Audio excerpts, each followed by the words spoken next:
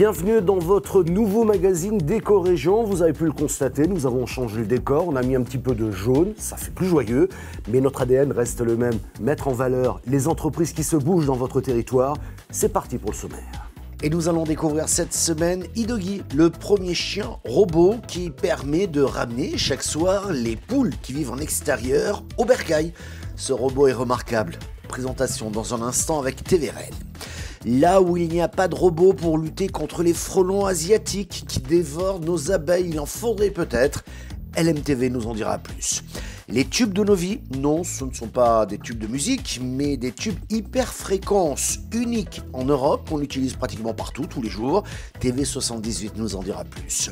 Et puis quel bilan pour le tourisme? Autant le dire, en France, c'est pas la folie, et dans l'Aube, c'est plutôt mitigé. Reportage de Canal 32. Enfin, nous verrons comment s'organisent deux communautés de communes en Haute-Marne et en Moselle pour devenir attractives en termes d'emploi. Un exemple intéressant et inspirant à découvrir dans le reportage de Puissance Télévision.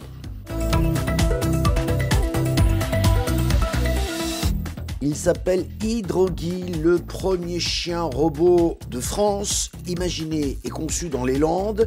Il permet de rapatrier, si j'ose dire, toutes les poules qui vivent en extérieur le soir. Paf, c'est le chien qui le fait. Il a été présenté devant les caméras de TVRED. Un sacré toutou. Idogi est un robot autonome qui a été développé pour devenir une aide aux éleveurs de poules de plein air et remplacer l'homme le soir pour guider les volatiles vers les cabanes où elles passeront la nuit. Une tâche fastidieuse et chronophage. On l'a regardé se repérer dans l'élevage, tourner autour des cabanes, éviter des obstacles, m'éviter carrément. Et clairement, je pense que, toute confiance dans le fait que Evotech soit capable d'avoir une danse avec les poulets pour les faire rentrer dans les cabanes directement. Effectivement, les ingénieurs ont inculqué au robot cette démarche particulière consistant à contourner et entourer une poule pour la forcer à rentrer au bercail, un mélange de robotique et d'intelligence artificielle. Et ensuite, il a des caméras avec lesquelles il va reconnaître une poule d'un renard, par exemple, et en fonction, avoir des actions. Donc si c'est un prédateur, par exemple, il va pouvoir avoir des actions d'effarouchage. Si c'est une poule, il va optimiser ses déplacements pour pouvoir les rentrer dans les poulaillers. 3 ans de développement ont été nécessaires pour, entre autres, stabiliser cette machine. En la poussant avec le pied, elle ne bascule pas. Ça, lui, il connaît toujours la position de ses moteurs et la force exercée sur ses moteurs. Et en fonction de toutes ces informations, il agrège tout ça et il sait à peu près dans quelle position il est et dans quelle position il doit être. Et il arrive à réagir en temps réel uniquement grâce à ça. Et le comportement du robot est impressionnant, même en le soulevant. Ce robot, qui n'aboie pas et qui ne mord pas, du moins pas encore, sera commercialisé en 2026.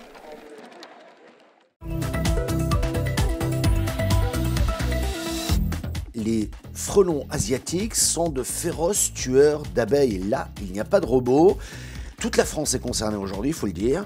Résultat, moins d'abeilles, moins de miel et une situation qui devient inquiétante. Exemple concret dans ce reportage de LMTV. Cette année, le miel d'Alain Calixte a un goût amer.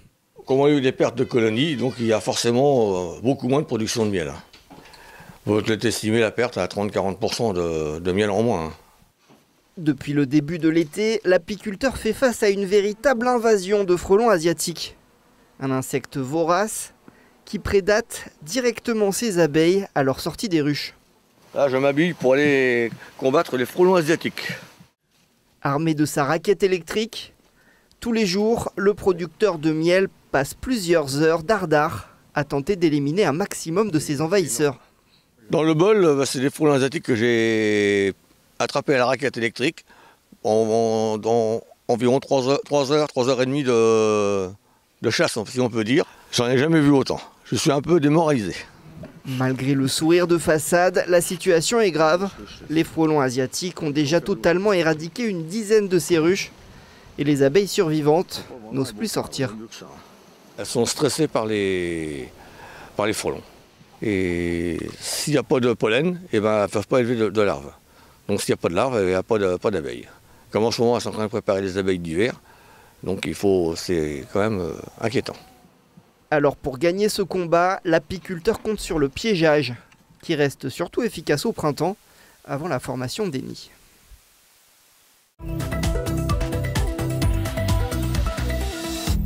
Depuis 50 ans, Thales crée sur son site de production de Vélizy-Villacoublay des tubes électroniques hyperfréquence. Un outil peu connu et pourtant devenu indispensable dans notre quotidien. Les explications de TV78.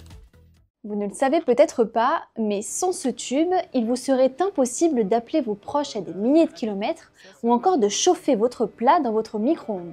Cet objet, c'est un tube électronique hyperfréquence qui, comme son nom l'indique, va générer des ondes hyperfréquences. Mais alors concrètement, c'est quoi ?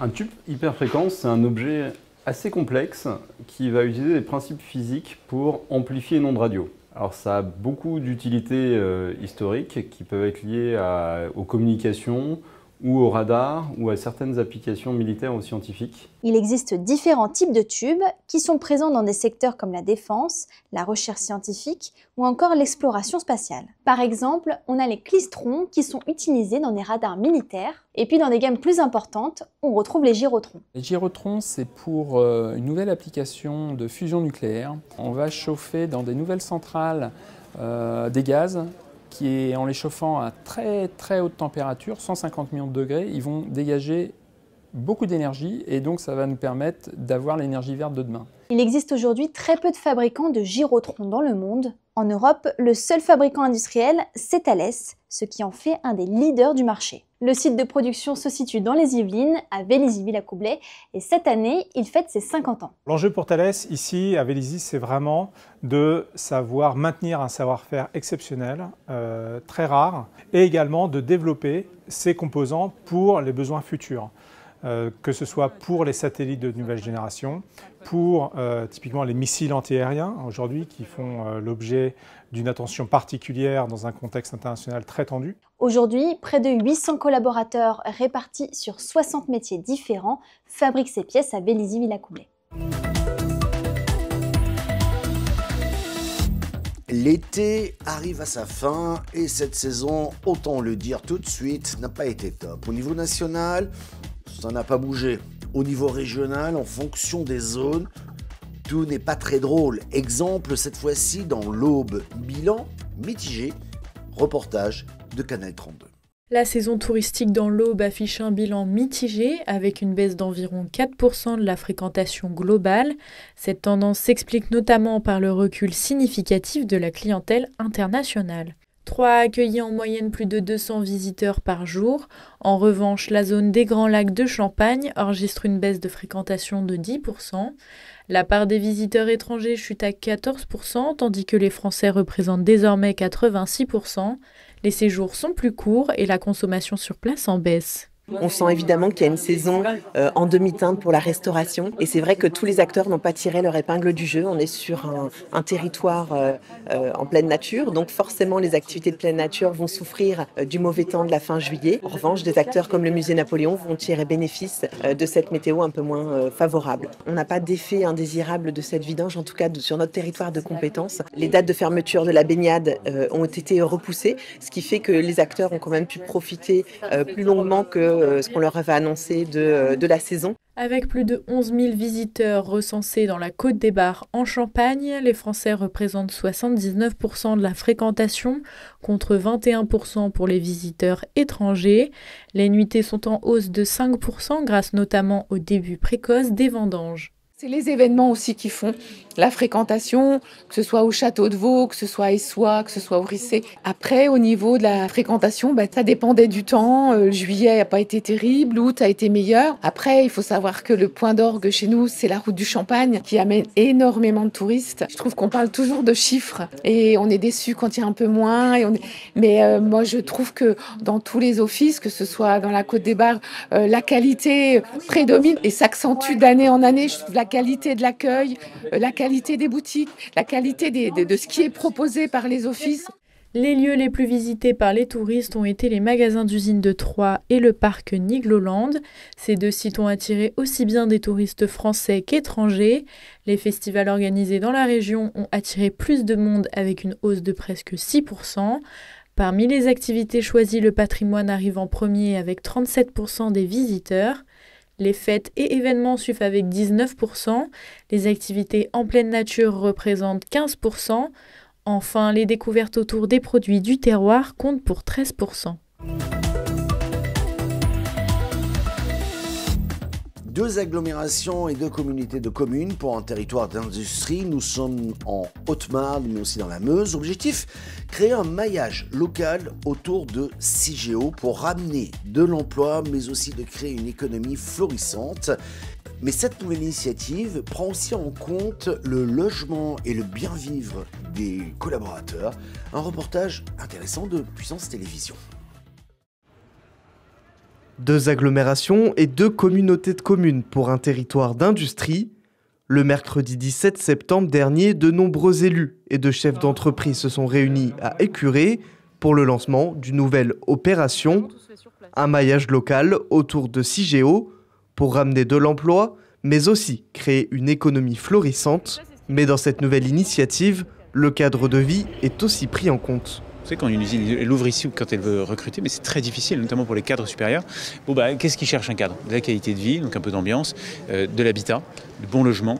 Ensuite, bien sûr, ce qu'il faut pour le conjoint quand il vient, il faut qu'il ait un travail et puis pouvoir trouver de quoi accueillir les enfants en termes éducatifs ou bien de petite enfance ou scolaire. Et là, parfois, une ville seule, elle ne peut pas répondre. Donc c'est là où parfois c'est dans le village d'à côté que le cadre va trouver ce qui lui plaît ou que le salarié va trouver ce qui lui plaît. Si on est seul, on n'est pas bon. Il faut vraiment qu'on soit ensemble. Dans chaque regroupement de communes, une entreprise a été choisie afin que l'agglomération et l'État investissent dedans, afin de créer des emplois supplémentaires. Nous, le projet qui a été retenu, c'est la fromagerie donc, de Biencourt, un spécialiste dans le brie de Meaux. Donc aujourd'hui, ils sont 80 employés et le projet, c'est d'investir une dizaine de millions d'euros, même un petit peu plus, et augmenter la capacité, le nombre d'employés. Voilà, sur notre territoire, voilà le projet. Créer des emplois, bien sûr, faire évoluer les entreprises, pérenniser aussi les entreprises. Une entreprise comme la fabrication de brie de Meaux, il faut que ce soit pérennisé, il faut que ce soit bien contrôlé. Voilà, c'est des sujets, c'est des dossiers des entreprises très spécialisées où il faut les aider autant en ingénierie également financièrement. Territoire d'industrie vient de s'implanter dans le nord haut-marnais et le sud meusien pour pallier aux problèmes de recrutement. Ce programme comprend 4 axes majeurs. Alors, Territoire d'industrie, c'est un programme de l'État qui a fixé 4 axes de travail que sont la transition écologique et énergétique, créer un écosystème d'innovation ambitieux, lever les freins au recrutement et mobiliser un foncier adapté. Il y a bien une volonté d'accueillir de nouvelles industries et aussi, vraiment, c'est l'équilibre entre les deux, pérenniser le maintien des entreprises sur notre territoire. Il est également question de requalifier les friches industrielles pour permettre aux entreprises de venir s'installer plus facilement sur le territoire, notamment la friche Gendeur à Lille-en-Rigaud, fermée depuis 2001. Des projets sont en cours pour potentiellement la réhabiliter dans les années à venir. Merci d'avoir suivi cette émission qui est toujours disponible, bien entendu, en replay vidéo sur le site internet de votre télévision.